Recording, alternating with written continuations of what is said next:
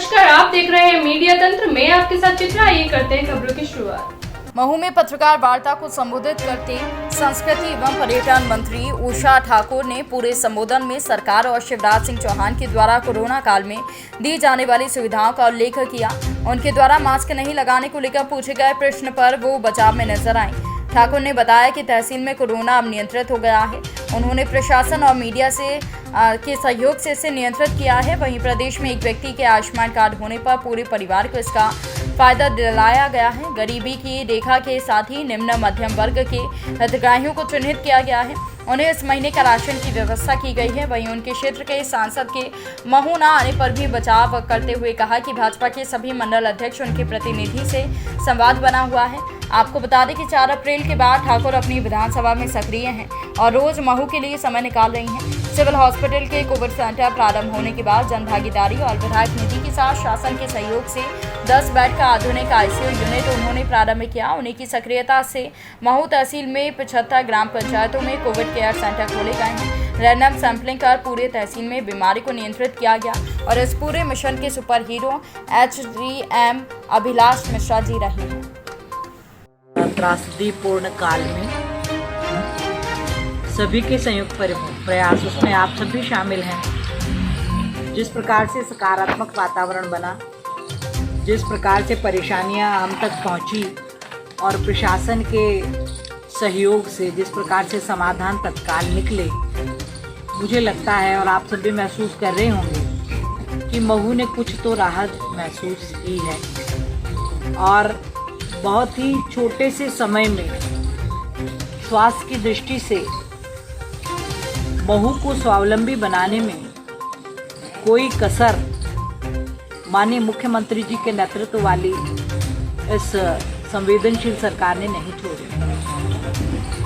हम सब देख रहे हैं, लोक कल्याण की योजनाओं की बाढ़ लाने वाले मुख्यमंत्री भाई शिवराज सिंह जी जब इस मानव त्रासदी को देखे तो उनका संवेदनशील हृदय फिर जनता को और अधिक सहायता देने के लिए तत्पर हो उठा और हम सब ने देखा कि इस कठिन दौर में भी पुनः यदि कोई पात्रता पर्ची से वंचित रह गया था तो उसको पर्ची बनाकर राशन प्रदान किया जाए।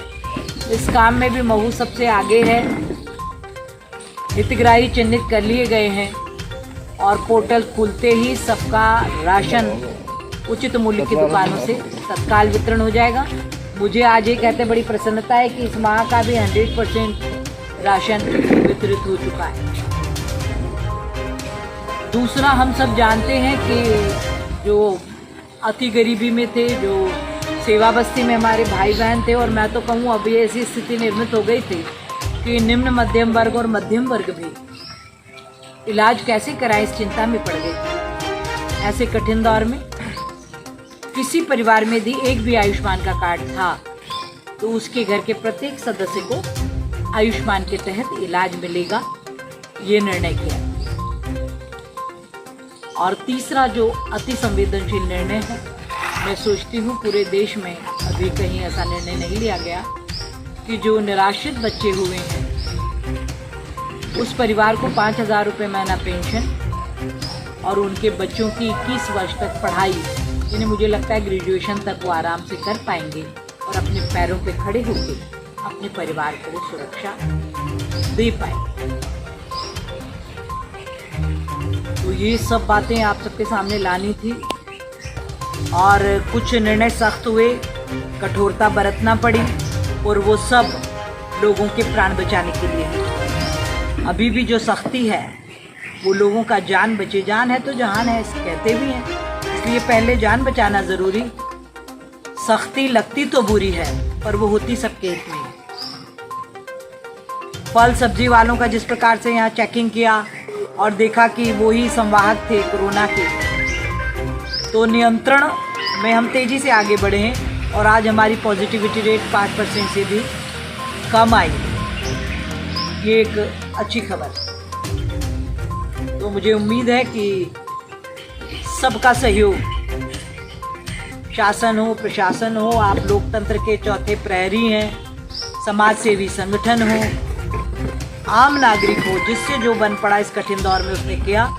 मैं इस समय बहुत धन्यवाद भी देना चाहती हूँ कि एक जो अपने सेवानिवृत्त सौरभ हैं मेजर, हर आदमी ने अपने प्रकार से काम किया।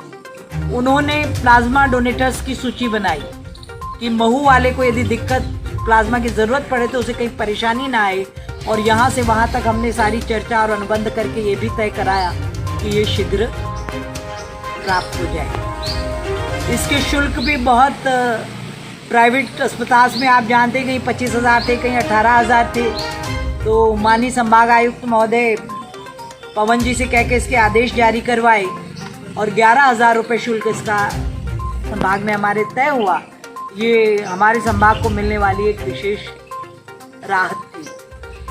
और इसी प्रकार ब्लैक फंगस के लिए भी सब तत्परता से जुटे हुए हैं कि कैसे भी उन मरीजों को इस दुखद स्थिति से बाहर लाएं। मैडम, ब्लैक फंगस से कितने केस अपने यहाँ? अपने यहाँ अभी कुल 8 हैं, एक मृत हुआ है और बाकी एम्बाइज में बने। कोरोना का ब्लैक फंगस का हर जगह इलाज चला। सामान्य बीमारी वाले जहाँ जाता हूँ मना कर दिया जाता, बोला अभी टाइम नहीं बात नहीं, उनके लिए अलग हॉस्पिटल्स है। नहीं है मैडम, नहीं है ना, जैसे मेरे को मालूम है। रेड क्रॉस में हो रहा है सामान्य लोगों का इलाज, और इंदौर में आप जाएंगे रेड क्रॉस में तो डिलीवरी हो रही है, बाकी सामान्य इलाज नहीं नहीं हो पाता। आप बताइए किसका कराना है, मुझे बता दीजिए। सामान्य मरीज कोई आपके संपर्क में आए जिसको दिक्कत हो तो आप एक टाइप जैसे मुझे कीजिएगा, उसकी मदद करें।